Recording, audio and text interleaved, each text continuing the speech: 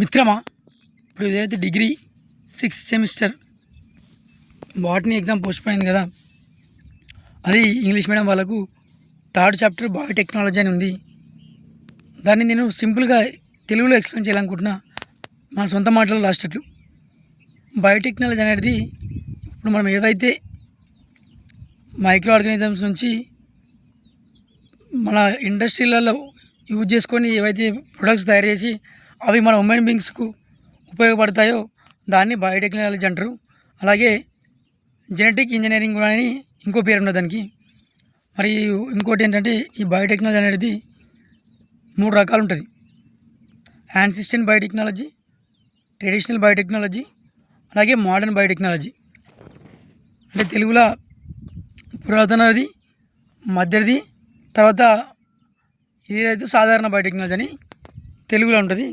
ఇప్పుడు యాన్సిస్టెంట్ బయోటెక్నాలజీ అంటే 1800 సంవత్సరాల క్రితం జరిగిన దాన్ని యాన్సిస్టెంట్ బయోటెక్నాలజీ అంటారు.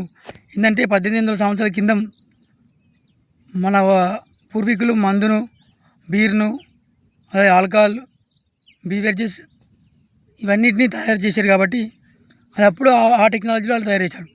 తర్వాత ట్రెడిషనల్ బయోటెక్నాలజీ ఏంటంటే 1888 నుంచి తర్వాత 1952 వరకు. ఇది ఏం చేసినంటే ఈ టెక్నాలజీ కేవలం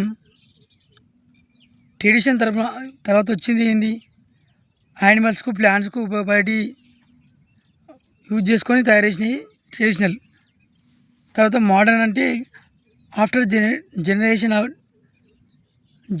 ఆఫ్ డిఎన్ఏ టెక్నాలజీ, జిఎన్ వచ్చిన తర్వాత ఇది మోడర్న్ బయోటెక్నాలజీగా అనుకుంటాం మనం.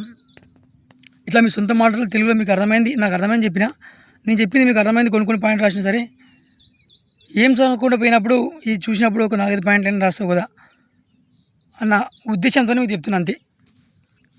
ఓకేనా మిత్రమా?